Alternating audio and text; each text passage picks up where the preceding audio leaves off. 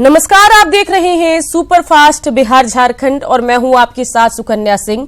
तेज रफ्तार से खबरें आपको दिखाएंगे, लेकिन सबसे पहले बड़ी खबर समस्तीपुर से आपको बता दें, जहां बीती रात आग ने भीषण तबाही मचाई। अगलगी में करीब 15 झोपड़ी जलकर राख हो गई है। घटना मुफस्सिल थाना क्षेत्र की ताजपुर रोड स्थित इंद्रपुर के मुस्पेलिटी कॉलोनी की है। आग की खबर फैलते ही इलाके में अफरा तफरी मच गई है। लोग अपने स्तर से जैसे तैसे आग पर काबू पाने में जुटे हैं।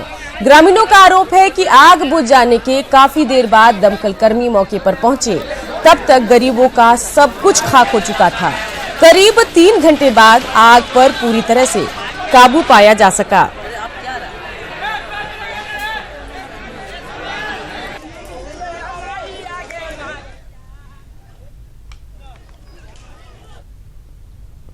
मुजफ्फरपुर बालिका यौन शोषण मामले की मुख्य आरोपी ब्रजेश ठाकुर को सुप्रीम कोर्ट के आदेश पर भागलपुर जेल से कड़ी सुरक्षा के बीच पटियाला जेल भेज दिया गया। कटिहार अमृतसर एक्सप्रेस ट्रेन से बीती रात ब्रजेश ठाकुर को पटियाला जेल भेजा गया। नवगछिया रेलवे स्टेशन से ब्रजेश ठाकुर को भेजने के लिए विशेष इंतजाम किए गए थे। ब्रजेश ठाकुर के साथ भागलपुर SC/ST थानाध्यक्ष अजय कुमार, एक जमादार और 2 हवलदार के साथ 8 सशस्त्र पुलिस गार्ड को भी साथ भेजा गया। ब्रजेश ठाकुर को सामान्य कैदी की तरह स्लीपर बोगी में भेजा गया है। वहीं ट्रेन आने से पहले स्टेशन पर काफी देर तक ब्रजेश ठाकुर को प्रथम श्रेणी प्रतीक्षालय में बंद करके रखा गया। हालांकि ट्रेन में सवार होने से पहले ब्रजेश ठाकुर ने खुद को निर्दोष बताया और सुप्रीम कोर्ट पर एक तरफा कार्रवाई का आरोप लगाया।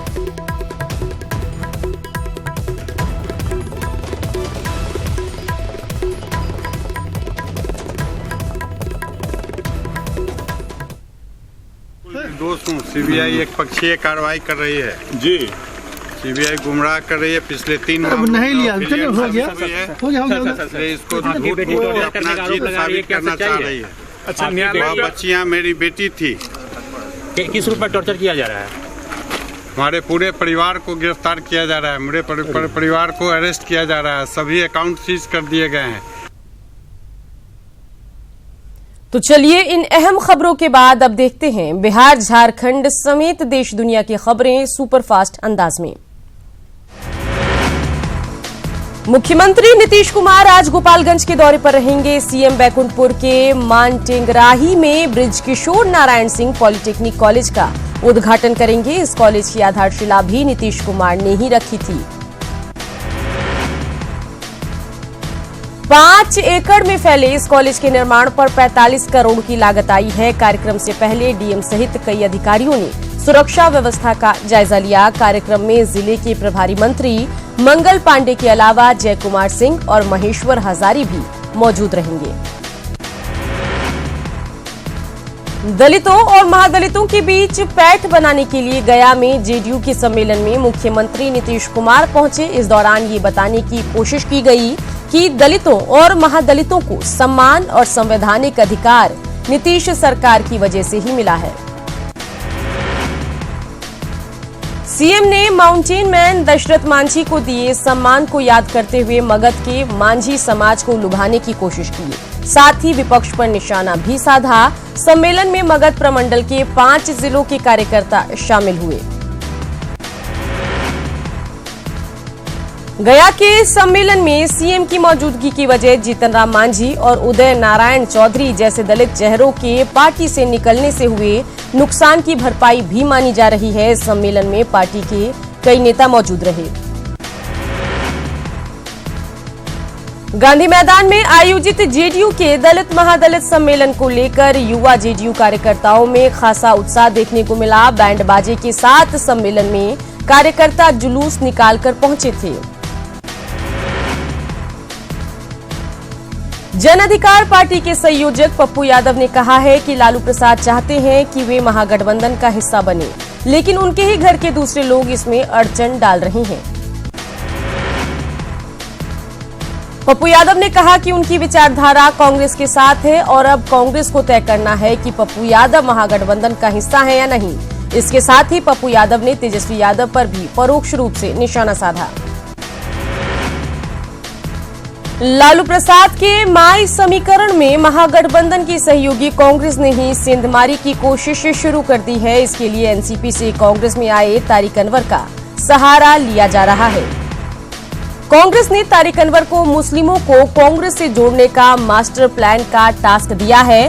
हालांकि आरजेडी का मानना है कि इससे महागठबंधन मजबूत होगा। आर्म्स एक्ट मामले में पूर्व मंत्री मंजू वर्मा की मुश्किलें बढ़ती जा रही है। पुलिस ने चिरिया बरियारपुर थाने में दर्ज आर्म्स एक्ट के मामले में कोर्ट ने मंजू वर्मा के खिलाफ वारंट जारी कर दिया है। वारंट जारी होने के बाद एसपी ने मंजू वर्मा के हाजिर नहीं होने के बाद इश्तेहार और कुर्की जब्ती की प्रक्रिया शुरू करने की बात कही। इससे पहले उनके पति ने भी इसी मामले में कोर्ट में सरेंडर किया था। Ease of doing business ranking में भारत ने लगातार दूसरे साल लंबी छलांग लगाई है। विश्व बैंक की ओर से जारी सूची में भारत ने 23 पायदान के सुधार के साथ 77वां स्थान हासिल किया है। भारत पिछले साल 100वें स्थान पर रहा था।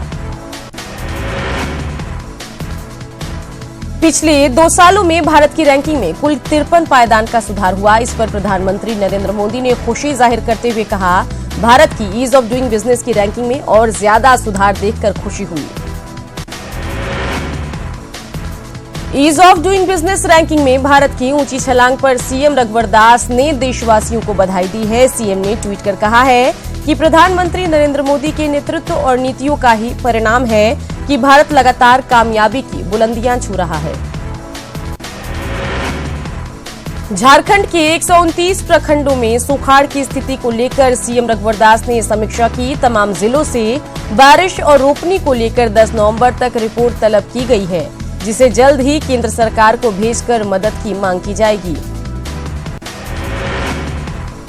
जमशेदपुर औद्योगिक नगरी के गठन को लेकर मुख्यमंत्री रघुवर दास की अध्यक्षता में रांची में बैठक हुई। बैठक में मानगो और जुगसलाई निकाय के चुनाव को संपन्न कराने और औद्योगिक निगम के अधीन क्षेत्र पर चर्चा हुई। पिछले लोकसभा चुनाव में हजारीबाग से कांग्रेस के प्रत्याशी रहे सौरभ नारायण सिंह काफी दिनों बाद पार्टी कार्यालय में पहुंचे, जिस पर कांग्रेस कार्यकर्ताओं ने कई सवाल उठाए। हालांकि सौरभ नारायण ने खुद को पार्टी के काम में व्यस्त बताया। केंद्रीय नागरिक उड्डयन राज्य मंत्री जयंत सिन्हा ने रामगढ़ गोला प्रखंड में कई गांवों का दौरा कर चौपाल लगाया और सरकार के विकास योजनाओं की हकीकत जानी। जयंत सिन्हा ने गोला में 6 से ज्यादा पंचायतों का दौरा किया। शिक्षा मंत्री नीरा यादव ने रामगढ़ में विकास योजनाओं की समीक्षा की। समीक्षा के दौरान उन्होंने वन विभाग समेत अन्य विभागों के अधिकारियों को फटकार लगाई और गायब रहने वाले अधिकारी पर कार्रवाई करने का आदेश दिया। झारखंड कांग्रेस अध्यक्ष अजय कुमार ने फिर सरकार को अपने निशाने पर लिया। कांग्रेस ने सरकार और सरयू राय के बीच मतभेदों को लेकर मंत्री सरयू राय को हटाने की, साथ ही क्राइम को लेकर डीजीपी को बीजेपी प्रवक्ता बनाने की मांग की। संघर्ष यात्रा के तहत जेएमएम के कार्यकारी अध्यक्ष हेमंत सोरेन ने गुमला के रायडी, चैनपुर, डुमरी और जारी प्रखंड में कई जनसभाओं को संबोधित किया। इस दौरान हेमंत सोरेन ने सरकार पर निशाना साधा। आसू के स्वराज स्वाभिमान यात्रा के तहत सुदेश महतो ने सरायकेला के राजनगर प्रखंड के कई गांवों का दौरा किया और गांव में चौपाल लगाकर लोगों की समस्याएं सुनी। साहेबगंज के पतना प्रखंड के धर्मपुर में शिबू सोरेन ने जेएमएम कार्यालय का उद्घाटन किया। उद्घाटन के दौरान शिबू सोरेन संथाल परगना में पार्टी को मजबूत करने पर जोर दिया। रांची में इप्सोबा के दिवाली मेले में पहुंचे सीएम रघुवर दास ने अपना बचपन याद करते हुए बग्घी का जमकर लुत्फ उठाया और बाद में इसका जिक्र भी किया। सीएम रघुवर दास ने इस दौरान न सिर्फ इप्सोबा को उसके कार्यों के लिए बधाई दी। सीएम रघुवर दास ने झारखंड की पुलिस टीम को उग्रवाद खत्म करने में एक्टिव सहयोग के लिए शुक्रिया अदा किया। साथ ही उग्रवादी घटनाओं में शहीद जवानों के परिजनों को पीएम आवास योजना के तहत घर देने की भी घोषणा की। पटना सिटी के बहादुरपुर थाना क्षेत्र के बहादुरपुर मुसहरी के पास 2 गुटों में जमकर गोलीबारी हुई, जिसमें 2 लोगों को गोली लगी है, जिसमें से एक की इलाज के दौरान मौत हो गई, दूसरा इलाज के लिए पीएमसीएच में भर्ती है। घायल के परिजनों ने बताया कि मोहल्ले के कुछ लोग चाय की दुकान पर चाय पी रहे थे। इसी दौरान सैदपुर हॉस्टल के कुछ छात्र चाय भी पीने दुकान पर आ गए। इसी बीच किसी बात को लेकर दोनों के बीच बकझक हो गई, जिसके बाद फायरिंग की गई। पटना सिटी के बहादुरपुर थाना क्षेत्र में चाय की दुकान पर गोलीबारी मामले की जांच जारी है। सिटी एसपी के नेतृत्व में सैदपुर हॉस्टल समेत आसपास के लॉज में पुलिस का सघन सर्च ऑपरेशन चलाया गया। आरोपियों की गिरफ्तारी के लिए पुलिस ने इलाके की नाकेबंदी कर दी है। पुलिस ने मामले में 4 संदिग्ध छात्रों को हिरासत में लिया है, जिनसे पूछताछ जारी है। सुपौल शिक्षा विभाग में एक बार फिर बहाली घोटाला सामने आया, जिसमें अति पिछड़ा की जगह पर सामान्य जाति के 25 शिक्षा स्वयंसेवकों की बहाली कर करीब 1 करोड़ की राशि का बंदरबाट हुआ। इतना ही नहीं, 2014 में डीएम के आदेश पर सेवा से बर्खास्त किए गए 25 स्वयंसेवक 4 वर्ष तक कार्य करते रहे और वेतन उठाते रहे। मामले का खुलासा आरटीआई के तहत हुआ है। जब मामले का खुलासा हुआ तो आनन फानन में 4 साल पहले बर्खास्त किए गए 25 स्वयंसेवकों को निदेशक जन शिक्षा पटना के आदेश पर दोबारा बर्खास्त किया गया, लेकिन मामले के दोषी 25 एचएम और अधिकारियों पर आज तक कोई कार्रवाई नहीं हुई। घोटाले के इस खेल में कई डीपीओ, जिला शिक्षा पदाधिकारी भी शामिल थे, जिनके ऊपर कार्रवाई करने की अनुशंसा की गई है। लगातार सामने आ रहे मामलों से शिक्षा विभाग की साख पर सवाल खड़े हो रहे हैं। शेखपुरा में पुलिसकर्मियों के वेतन मद में 50 लाख रुपए की फर्जी निकासी का खुलासा हुआ है। वेतन की राशि में गड़बड़ी का संदेह होने पर एसपी ने डीएसपी हेडक्वार्टर को जांच का जिम्मा सौंपा, जिसमें कई चौंकाने वाले खुलासे हुए। इसके तहत कई जवानों के खाते में वेतन मद की राशि ट्रांसफर की गई और फिर उसकी निकासी कर ली गई। आशंका जताई जा रही है कि पिछले 3 साल में 50 लाख रुपए से अधिक का गोलमाल हुआ है। जांच के दायरे में ट्रेजरी और बैंक की भी संदिग्ध भूमिका आ रही है। पूरे मामले को गंभीरता से लेते हुए डीएम ने जांच कमेटी का गठन किया। शेखपुरा के साथ ही दूसरे जिलों में भी वेतन घोटाले होने की आशंका जताई जा रही है। इस मामले में जल्द ही कई पुलिसकर्मी भी गिरफ्तार हो सकते हैं। दरभंगा डीएमसीएच में चूहा के काटने से नवजात की मौत मामले में एफआईआर दर्ज हो गई है। साथ ही अस्पताल प्रशासन ने मामले की जांच के लिए 2 अलग-अलग जांच टीम भी बना दी है।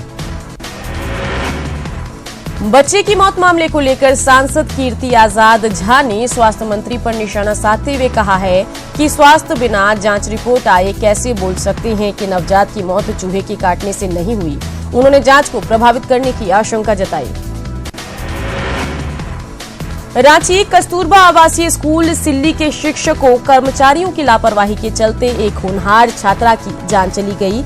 8वीं की छात्रा भूमिका ने रिम्स के बर्न वार्ड में इलाज के दौरान दम तोड़ दिया। रिम्स की व्यवस्था के साथ साथ 3rd और 4th ग्रेड के कर्मियों की कमी को लेकर स्वास्थ्य मंत्री रामचंद्र चंद्रवंशी ने समीक्षा बैठक की, जिसमें रिक्तियों की सूची बनाने से लेकर आउटसोर्सिंग कर्मियों के लंबित वेतन का भुगतान के लिए एजेंसियों पर सख्ती दिखाई। झारखंड हाईकोर्ट ने सरकार को ग्रामीण चौकीदारों की बहाली के लिए विज्ञापन निकालने और उसमें पहले से काम कर रहे ग्रामीण चौकीदारों को प्राथमिकता देने के निर्देश दिए हैं। हाईकोर्ट ने अपने आदेश में सुप्रीम कोर्ट के निर्देशों का अनुपालन करने को भी कहा है। झारखंड हाईकोर्ट के नए बिल्डिंग के निर्माण में कथित अनियमितता के आरोपों की सीबीआई जांच को लेकर पीआईएल दायर की गई है। अधिवक्ता राजीव कुमार द्वारा दायर इस याचिका में कमेटी की रिपोर्ट और मीडिया रिपोर्ट को आधार बनाया गया। पटना में स्वास्थ्य विभाग के प्रधान सचिव के आश्वासन के बाद भी पारा मेडिकल छात्रों ने हॉस्टल नहीं मिलने पर जबरन हॉस्टल पर कब्जा कर लिया है।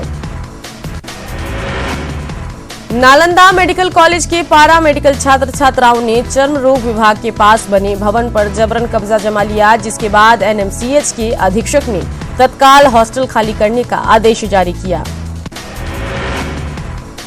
अधीक्षक ने हॉस्टल खाली नहीं करने पर प्रशासनिक कार्रवाई किए जाने की बात दोहराई है। वहीं पारा मेडिकल छात्र छात्राएं हॉस्टल को किसी भी कीमत पर खाली नहीं किए जाने पर अड़े हैं। बिहार विश्वविद्यालय मुजफ्फरपुर में पीजी के छात्रों ने जमकर हंगामा किया। इस दौरान वीसी और रजिस्ट्रार को कई घंटों तक बंधक बनाए रखा। बाद में सिटी एसपी और एसडीओ के समझाने पर छात्र शांत हुए। छात्र पीजी फर्स्ट सेमेस्टर के परिणाम से नाखुश थे, जिसमें 2/3 से ज्यादा छात्र फेल हो गए हैं। छात्र फिर से कॉपियों की जांच की मांग कर रहे हैं। हालांकि विश्वविद्यालय प्रशासन ने मामले पर अपनी प्रतिक्रिया नहीं दी है। पटना के अरविंद महिला कॉलेज में छात्राओं ने हंगामा किया। छात्राओं ने स्नातक पास करने पर मिलने वाली प्रोत्साहन राशि के अब तक नहीं मिलने पर नाराजगी जताई। गया में बैंक के कैश वैन से भारी मात्रा में विदेशी शराब बरामद हुआ है। नोट की गड्डी की जगह शराब की 100 पेटी मिली है, जिसे बोकारो से मुजफ्फरपुर लाया जा रहा था। गुप्त सूचना के आधार पर उत्पाद विभाग की टीम ने कार्रवाई करते हुए शराब की खेप को पकड़ा है। उत्पाद विभाग के अधिकारियों ने वाहन के चालक समस्तीपुर जिला के अजय कुमार और उसके साथी गोपाल कुमार को गिरफ्तार कर लिया। मुजफ्फरपुर रेल पुलिस के इंस्पेक्टर पर प्राथमिकी दर्ज कर ली गई है। इंस्पेक्टर का पुलिस जवान की विधवा से अश्लील बात का ऑडियो वायरल हुआ था, जिसके बाद रेल एसपी संजय कुमार ने आरोपी कामेश्वर प्रसाद को निलंबित कर दिया। मीडिया में बात आने के बाद एसपी ने जांच की, जिसमें सारे आरोप सही पाए गए, जिसके बाद पीड़िता को थाने बुलाकर केस दर्ज कर लिया गया। साथ ही विभाग ने सख्त कार्रवाई की बात कही है। इसी बीच अहम खबर आपको बता दें, जहां ब्रजेश ठाकुर को भागलपुर केंद्रीय कारा से पटियाला शिफ्ट किया जा रहा है, जिसको लेकर कड़ी सुरक्षा व्यवस्था की गई है। ब्रजेश को आम्रपाली एक्सप्रेस से ले जाया जा रहा है, जहां उसके साथ 10 से अधिक पुलिसकर्मी मौजूद हैं। समस्तीपुर पहुंचने पर ट्रेन का जायजा लिया हमारे सहयोगी मुकेश ने।